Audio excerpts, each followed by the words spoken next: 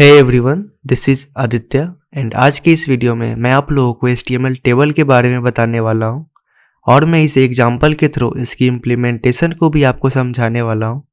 तो HTML table को हम लोग अपने डेटा को टेबुलर फॉर्म में वेब पेज पे दिखाने के लिए यूज करते हैं। मतलब हम लोग अपने डेटा को रोज एंड कॉलम के फॉर्म में दिखाने के लिए टेबल का यूज करते हैं। तो चलते हैं हम लोग अपने एडिटर यानी VS कोड की तरफ और देखते हैं हम लोग इसे कैसे इम्प्लीमेंट कर सकते हैं। तो आप लोग देख सकते हो कि मैं अपने VS कोड में आ चुका हूँ और मैं इससे यहाँ पे आके इसको साइड कर देता हूँ और मैं इसके थोड़ा सा फॉन्ट साइज को बढ़ा देता हूँ ताकि आपको सब कुछ क्लियरली दिखे। मैं इस इमेज को यहाँ से हटा के मैं यहाँ पे टेबल कर देता हूँ। तो और मैं आपको इस वीडियो में टेबल के सिंटैक्स को कैसे लिखते हैं वो मैं सिखाने वाला हूँ। तो टेबल को सिंटैक्स को लिखने के लिए आपको सबसे पहले तो टेबल टैग को खोलना पड़ता है। इसके बाद आप जैसे ही इसे बंद करोगे वैसे ही आपको यहाँ पे इसका क्लोजिंग टैग भी दिख रहा होगा। तो इस टेबल के अंदर हम लोग अपना कंटेंट डालते हैं। तो इस टेबल के अंदर हम लोग रो वाइज कंटेंट डालते हैं। तो रो वाइज कंटेंट डालने के लिए हमें इसके अंदर टीआर से जो होता है ना वो टेबल रो होता है, तो आपको टीआर यूज करना पड़ता है। इस टीआर के अंदर आप रो के कंटेंट को डालते हो। तो मान लो मुझे एक रो में 3 कंटेंट डालना है, तो इस टीआर के अंदर मैं मान लूँगा टी से डिनोट करते हैं हम लोग टेबल के डेटा को। तो इस टेबल के डेटा के अंदर मान लो मुझे डालना है नेम, फिर मान लो मुझे इसके अंदर डालना है एज, फिर इसके अंदर मुझे मान लो डालना है सैलरी। और मैं इसे आपको कंट्रोल से सेव करके मैं आपको यहाँ पे ओपन विथ लाइव सर्वर करके आपको दिखाता हूँ। तो आप यहाँ पे देख सकते हो कि आपके वेबसाइट पे आपको नेम एज सैलरी दिख रहा है। आपको इतना ये टेबल के फॉर्म में नहीं दिख रहा है, तो मैं इसमें कुछ स्टाइल एट्रीब्यूट ऐड करके आपको दिखाता हूँ। तो स्टाइल एट्रीब्यूट ऐड करने के लिए आपको इस हेड टैग के अंदर आना पड़ेगा। इसके अंदर आपको स्टाइल यूज करना है। आपको अभी इस स्टाइल के बारे में इतना टेंशन नहीं लेना है। आपको जैसे जैसे मैं यहाँ पे करते जा रहा हूँ आप वैसे वैसे करना। मैं इस स्टाइल के बारे में मैं कुछ वीडियोस के बाद आपको CSS पढ़ाऊँगा, तो आपको मैं वहाँ पे सारा क्लियर कर दूँगा। तो अभी मैं जैसे जैसे कर रहा हूँ आप वैसे वैसे करना। तो अभी मैं इसमें टेबल TR और TD पे कुछ स्टाइल एट्रीब्यूट ऐड करता हूँ। मैं इसके अंदर डालता हूँ बॉर्डर के अंदर मैं डाल देता हूँ 2 पिक्सल सॉलिड ब्लैक। और मैं इसके बॉर्डर कोलैप्स को मैं कोलैप्स कर देता हूँ और मैं इसे कंट्रोल से सेव करके मैं आपको यहाँ पे दिखाता हूँ। तो आप यहाँ पे देखो, मैं इसे थोड़ा सा जूम कर देता हूँ। तो आप यहाँ पे देख सकते हो कि यहाँ पे नेम एज सैलरी आ रहा है। ये नेम एज सैलरी में आपको गैप नहीं दिख रहा है। मैं थोड़ा सा इसके साइज को बड़ा करके दिखाता हूँ। तो मैं इसके टेबल के में स्टाइल ऐड करके इसके विड्थ को मैं 450 पिक्सल कर देता हूँ। और इसको करने के बाद मैं फिर से आपको आपके वेब ब्राउज़र पे आपको दिखाता हूँ। तो आप यहाँ पे देख सकते हो कि नेम एज सैलरी ये तीनों आपके वेब ब्राउज़र पे आ चुके हैं और वो भी बिल्कुल टेबल के फॉर्म में। तो हम लोग चलते हैं इसमें कुछ और डेटा ऐड करते हैं। मान लो कि मुझे एक और रो ऐड करना है, तो उसके लिए मुझे क्या यूज़ करना पड़ेगा, TR यूज़ करना पड़ेगा। TR के अंदर मुझे डेटा ऐड करना है, तो मैं इसके अंदर मान लो पहला जो नेम है, नेम के अंदर मैं डालता हूँ अक्षय डालने के बाद मैं इसके अंदर उसके एज को डालता हूँ। तो एज डालने के लिए मान लो मुझे 24 उसका एज है वो डालता हूँ। फिर TD के अंदर मैं अब सैलरी डालूंगा, तो सैलरी में मान लो डालता हूँ 2500 रुपया। और इससे मैं यहाँ से आके इसको सेव करके मैं आपको दिखाता हूँ। तो आप यहाँ पे देख सकते हो कि नेम के अंदर अक्षय आ गया, एज के नीचे 24 आ गया, सैलरी के नीचे 2500 आ गया। तो आप इस तरीके से आप अपने टेबल पे डेटा को स्टोर करा सकते हो। तो अब हम लोग एक और डेटा को ऐड करके देखते हैं इसमें। तो मान लो कि मैं TR फिर से लिखता हूँ। तो डेटा को ऐड जब भी आपको एक न्यू रो ऐड करना होगा तो आपको TR यूज करना पड़ेगा। इस TR के अंदर फिर आपको डेटा डालना है। डेटा के अंदर आप मान लो यहाँ तो आप 3 डाले, आप 3 से कम भी डाल सकते हो।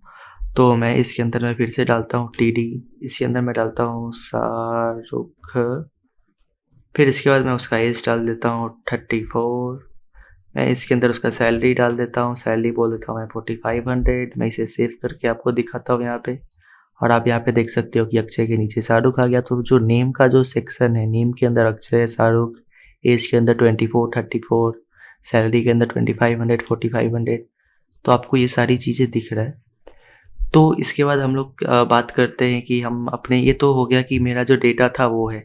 तो इसके बाद हम लोग बात करेंगे कि हम अपने टेबल में हेडर कैसे ला सकते हैं। तो हेडर क्या होता है ना, जैसे आप यहाँ पे देखो कि ये जो नेम है, अक्षय है और शाहरुख है, ये तीनों आपको सेम दिख रहा है, पर हमें तो ऐसा चाहिए ना कि ये नेम कुछ ऐसा हो, नेम कुछ अलग तरीके से दिखे, ताकि आप डिस्टिंग्विश कर पाओ कि इस जो कॉलम का जो नाम क्या है, इस कॉलम का नाम क्या है, इस कॉलम का नाम क्या है।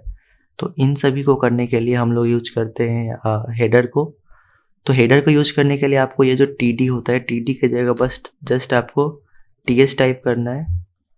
फिर इस टी के अंदर आपको आके टी टाइप करना है।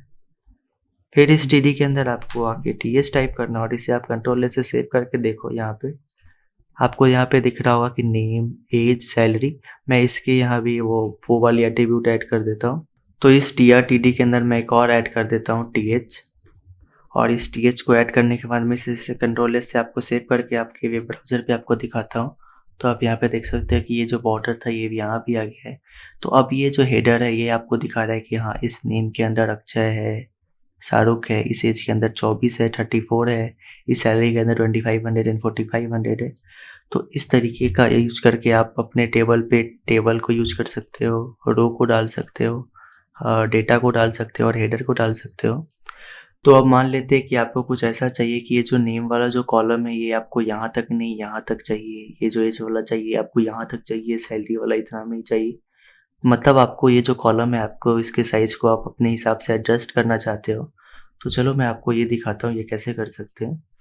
तो इसके लिए आपको जो यहाँ पे जो आपने जो हेडर डाला है ना, टेबल हेड, इसके अंदर आपको एक स्टाइल एट्रीब्यूट ऐड करना होगा।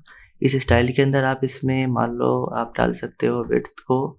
मान लेते हैं मुझे पहला वाला विड्थ को चाहिए, मैं चाहता हूँ वो 40% हो, 50 नहीं। हाँ, मैं इसे आपको सेव करके दिखाता हूँ और आप यहाँ पे देखो इसका जो विड्थ है ये 40% हो गया। और मैं इस एज वाले को मैं चाहता हूँ कि इसका जो विड्थ है ये होना चाहिए, इसका जो विड्थ है ये होना चाहिए 30%। तो मैं इसे भी आपको सेव करके दिखाता हूँ और आप यहाँ पे देखो कि इसका जो विड्थ है ये 30% हो गया और इसका जो विड्थ है इसको भी मैं 30% करना चाहता हूँ। तो ये तो ऑटोमेटिकली 30% हो जाएगा क्योंकि जितना साइज है 40, 30 और ये 30।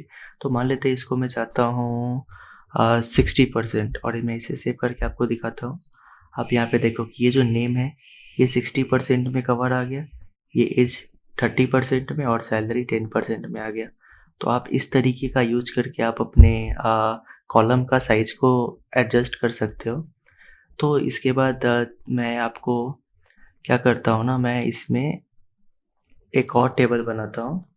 मैं तो सबसे पहले यहाँ से इस साइज को हटा देता हूँ, इस स्टाइल को हटा देता हूँ।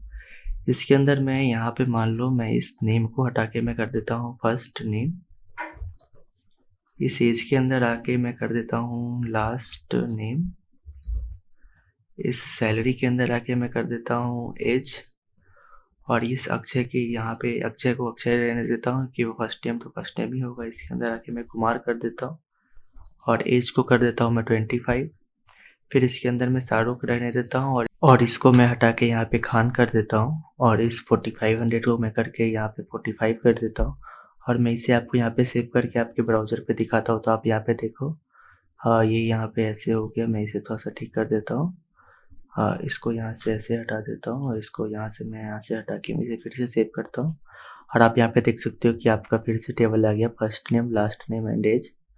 अब मान लो कि आप चाहते हो कि ये जो नेम है ना, ये जो फर्स्ट नेम और लास्ट नेम और एज करके आया ना, आप चाहते हो कि यहाँ पे नेम आए और ये दोनों उसके अंदर में आए। ये यहाँ पे अक्षय ही है, यहाँ पे कुमारी है, यहाँ पे फर्स्ट नेम, यहाँ के फर्स्ट नेम और लास्ट नेम के जगह पे बस जस्ट आप चाहते हो कि यहाँ पे सिर्फ एक नेम वाला कॉलम है। तो आप इसको कैसे कर सकते हो? इसको करने के लिए तो आपको मैं एक पहले ये वाला हटा देता हूँ यहाँ से और यहाँ पे मैं यहाँ पे ला के कर देता हूँ नेम। और इसके अंदर आपको एक एट्रीब्यूट ऐड करना पड़ता है, कॉल स्पैन। इस कॉल स्पैन के अंदर मैं आके यहाँ पे आपको टाइप 2 करूँगा। तो इसके बाद मैं इसे जैसे ही कंट्रोल से सेव करके आपको मैं यहाँ पे दिखाता हूँ। तो आप यहाँ पे देखो कि नेम के अंदर आ गया अक्षय कुमार, शाहरुख खान और एज के अंदर 25, 45। तो इस तरीके का यूज करके आप मल्टीपल कॉलम्स को एक सिंगल नेम दे सकते हो। तो इसके बाद अब हम लोग देखते हैं कि ये मान लो कि ये तो एक टेबल हो गया। अब मान लो कि इस टेबल का कुछ नाम अगर मुझे डालना है, तो इस टेबल का नाम डालने के लिए आप क्या कर सकते हो, यहाँ पे आने के बाद आप एक कैप्शन टैग का यूज कर सकते हो। इस कैप्शन के अंदर मान लो इसमें क्या था, इसमें था कि पर्सन इंफॉर्मेशन। मैं यहाँ पे इंफॉर्मेशन टाइप कर देता हूँ और मैं इसे जैसे ही सेव करूँगा आप यहाँ पे देखना ये जो टेबल है ना, टेबल का कैप्शन आपको यहाँ पे दिख रहा है। तो टेबल का कैप्शन होता है इस टेबल का जो टाइटल है, इस टेबल का इंफॉर्मेशन क्या है, ये टेबल किस चीज़ के बारे में है। अगर उस चीज़ को आपको दिखाना है तो आप कैप्शन का यूज करते हैं। एंड अगर मान लो आपको मल्टीपल कॉलम को दिखाना है तो आप कॉल स्पैन 2 कर सकते हो। उसी तरीके से अगर आपको मल्टीपल रो को दिखाना है तो आप वहाँ पे रो स्पैन 2 कर सकते थे। तो आज के इस वीडियो के लिए इतना ही। I will see you in the next one.